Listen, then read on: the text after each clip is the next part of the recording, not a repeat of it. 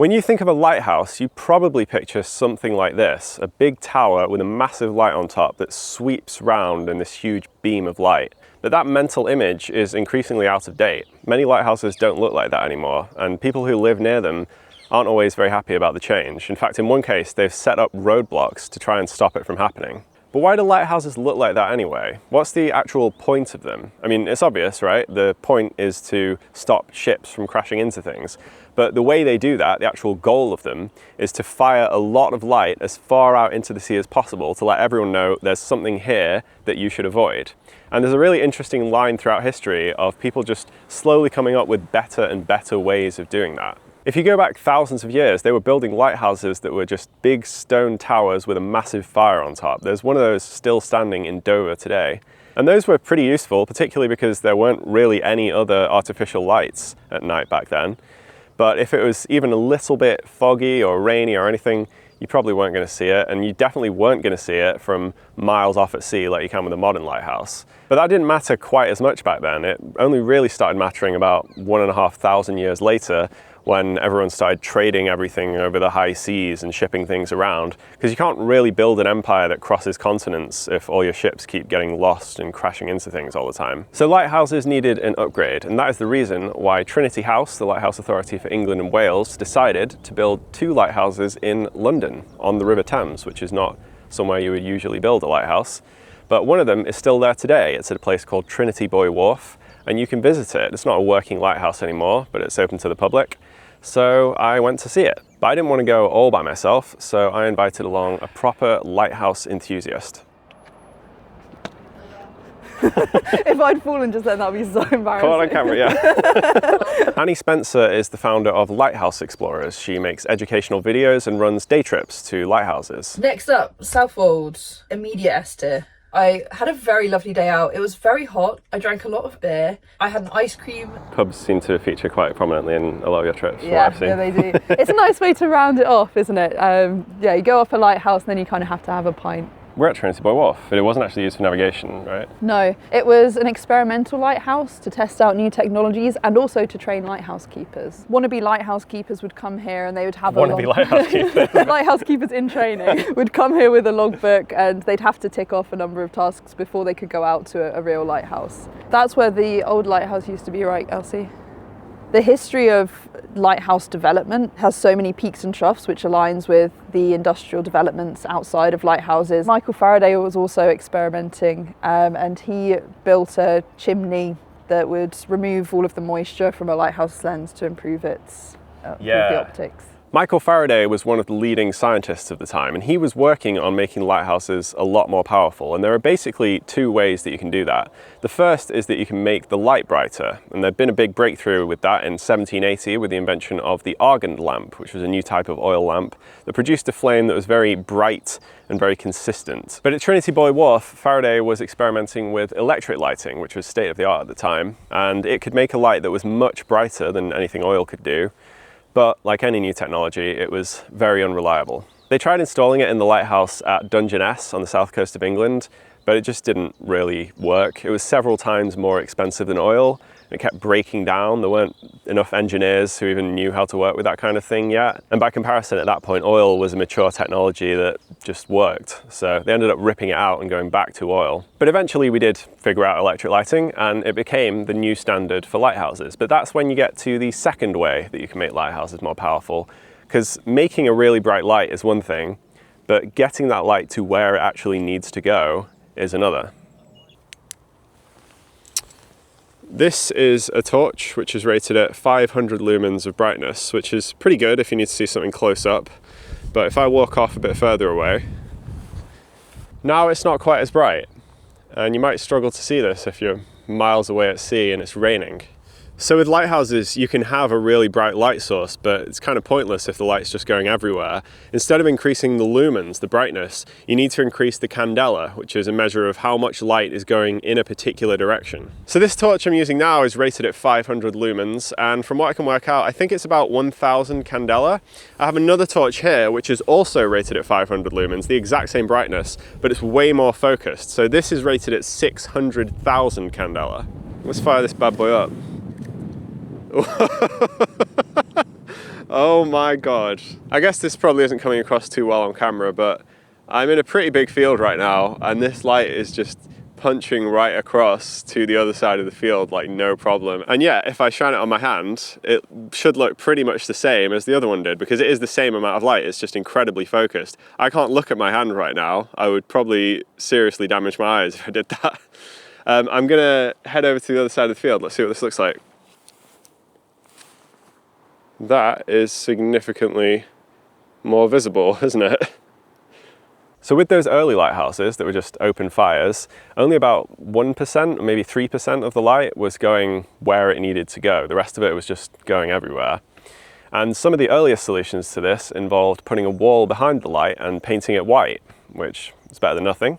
But then they started replacing the wall with parabolic reflectors, basically a dish of mirrors that would go behind the light and focus it into a beam. The only problem then is that obviously anyone who isn't in the path of the beam isn't going to see the light. So the solution to that was to start rotating the beam, which they did using clockwork mechanisms.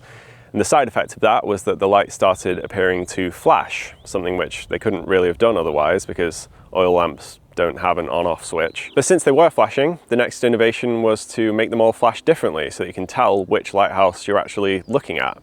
And by giving them a different configuration of mirrors, turning them at different speeds, that was possible. And by this point, lighthouses had evolved way beyond their initial purpose. They weren't just for avoiding crashes anymore, now they were for actually navigating and working out where you are in the sea. But with reflectors, they were still only capturing the light from behind the light source. It was a big step up, but still it was only about 40% of the light that was actually going where they needed it to go.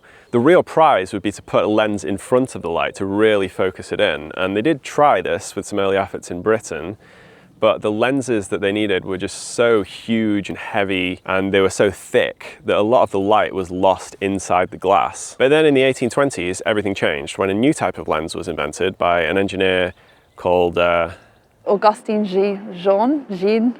Oh, that I don't know how to pronounce. Yeah, Augustin Jean Fresnel.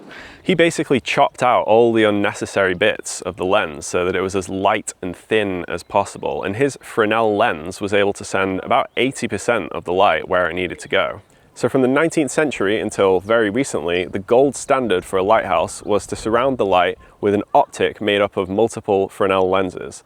And they are amazing. They are massive, intricate pieces of glass uniquely designed to produce a specific series of flashes as they rotate. But that was another problem.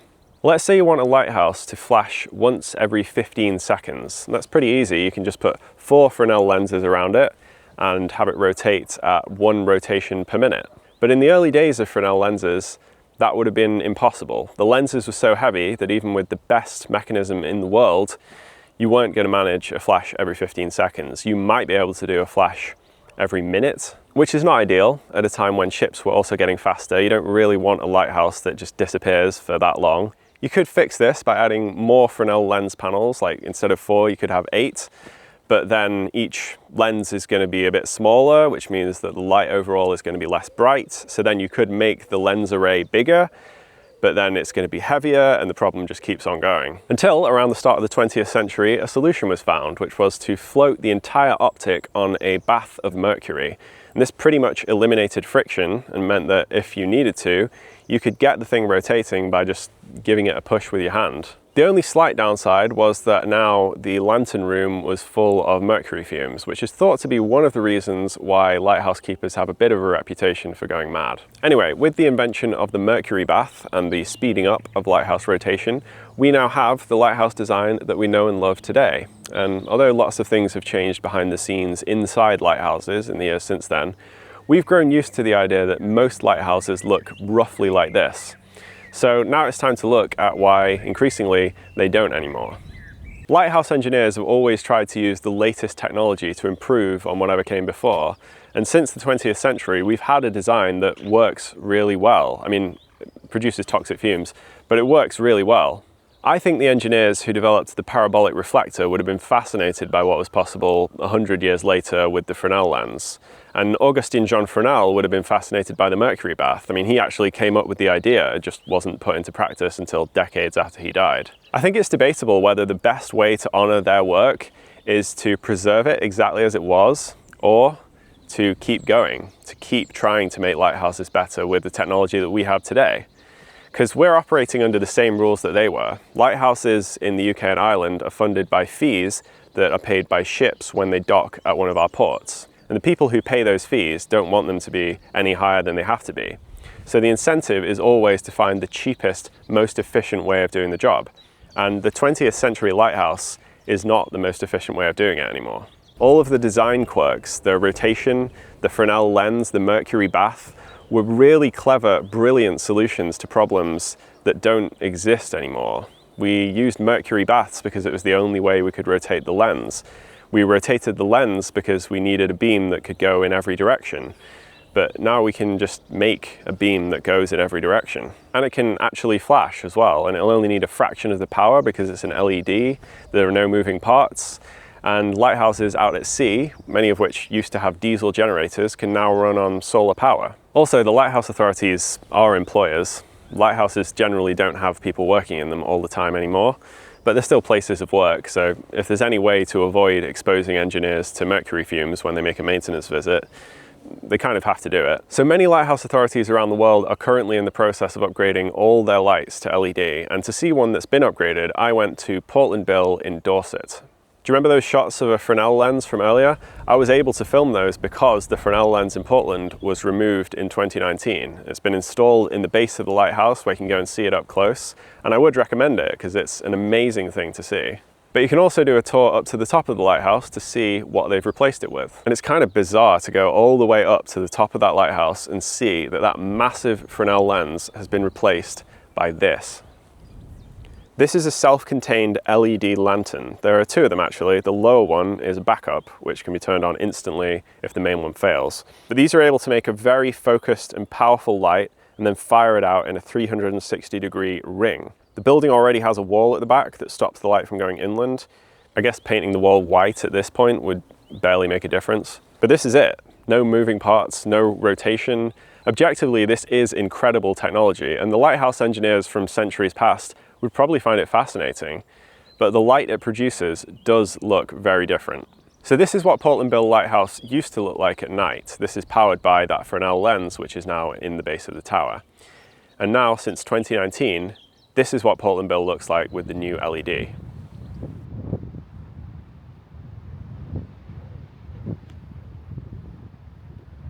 To someone off at sea, it's still the same pattern of flashes, but the sweeping beam is gone. Now the light just flashes in every direction. Some people like it. They say it looks like a halo or it's got a bit of a sci-fi feel to it, but other people think it's just not as good. The interesting thing though is that the LED upgrade doesn't have to be done this way. If you're going for raw efficiency, this is the best that we can do right now.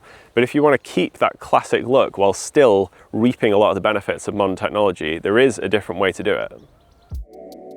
Dunconsby Head Lighthouse near John O'Groats in Scotland was built in 1924 with a rotating Fresnel lens on a mercury bath. But in 2019 it was upgraded to LED, and this is actually footage from after the upgrade. Still looks the same as ever. What they did in this case was replace the mercury bath with a modern bearing. These pictures are actually from a different lighthouse. This is technically a downgrade because it's less efficient than mercury, but it doesn't make toxic fumes, so it's kind of worth it. And as for the light, they kept the Fresnel lens and just replaced the light source inside it.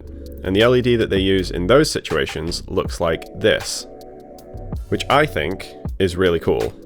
So I think this approach is a bit more expensive and a bit less efficient than the static flashing LED, but it keeps the old look and it feels more like an evolution of what came before rather than a completely new approach. In County Down in Northern Ireland, there was a plan in 2015 from the Lighthouse Authority Irish Lights to upgrade the St John's Point Lighthouse with a static flashing LED, but local residents completely kicked off and apparently set up roadblocks to stop the engineers from getting in and doing the work. I couldn't find any pictures of these roadblocks. It sounds pretty remarkable. But when I heard about this, I thought, come on, I mean, it's just a lighthouse. But then I saw this.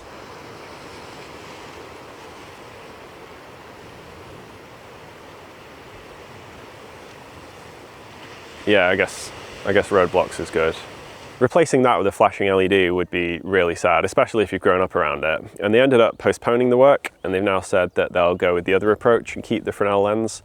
But I think for me, this all just comes back to that question of what is actually the point of a lighthouse? Because we didn't start building them to look cool, we built them to keep ships safe, and they're still needed for that purpose, even in the age of GPS. The analogy I saw was that just because we have Google Maps, we haven't torn down all the road signs. But the practical reality of lighthouses often comes up against their role as these local landmarks that people really care about. And the people I would think would care most of all about the lighthouses are the former lighthouse keepers. Because until the 80s and 90s, most lighthouses were still operated by full-time keepers.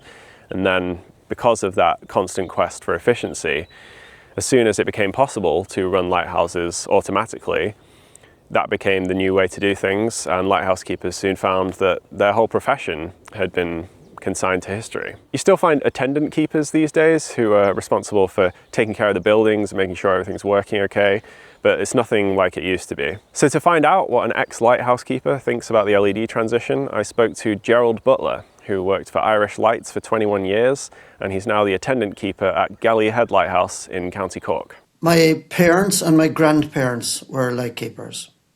So naturally enough, it was fully expected, I suppose, that I'd become a light keeper in my own time. I didn't want to do anything else. This is all I ever wanted to do. So my ambitions and dreams were all realised in 1969 when I became a light keeper. I assumed that former lighthouse keepers like Gerald would be the staunchest opponents of the entire LED transition. I mean, these are people who lived and breathed the traditional way of doing lighthouses, literally in some cases. The way I look at the LED is it's the future.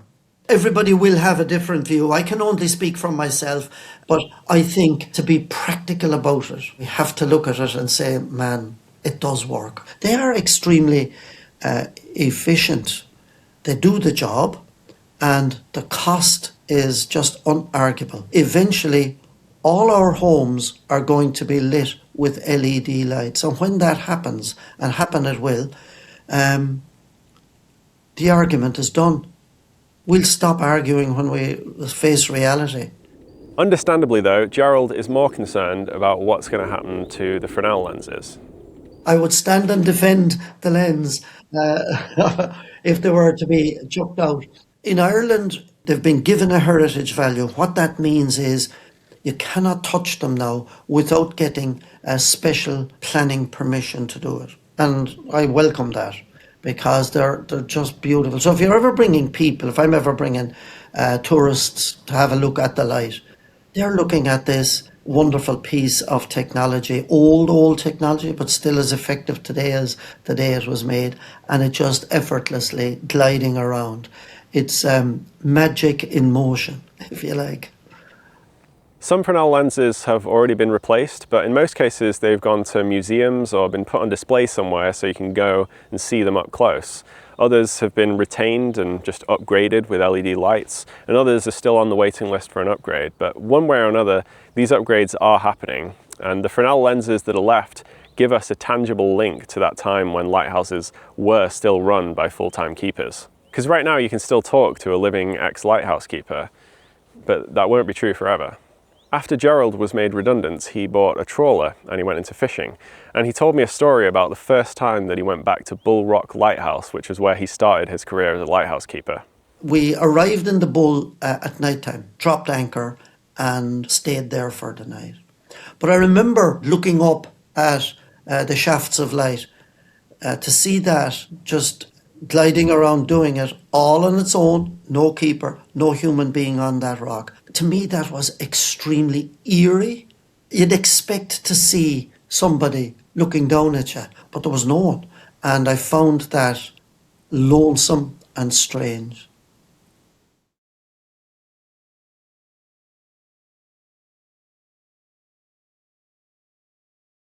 It was life-changing from my personal point of view. I went from having the most idyllic life that I ever desired, and I had to turn around and go at the direct opposite. For that reason, I did not like automation, and nobody did. We had our way of life set. We were doing our duty, but our duty now was becoming redundant. We tried everything in our power to prevent it from happening, but you can't fight evolution, no matter what you do. And then when you think about it, life is about change all the time anyway. Nothing remains static. We are evolving through life. And so I had to accept it. And I did quickly enough accept it. Look, change is change, move on. And away I went with my own life. I stayed fishing then for 20 years, and I'm still working for myself now. Thank you, Gerald. And thank you, Annie. And thank you, Elsie at Trinity Buoy Wharf, for inviting me to visit. That's how I ended up going down this entire rabbit hole.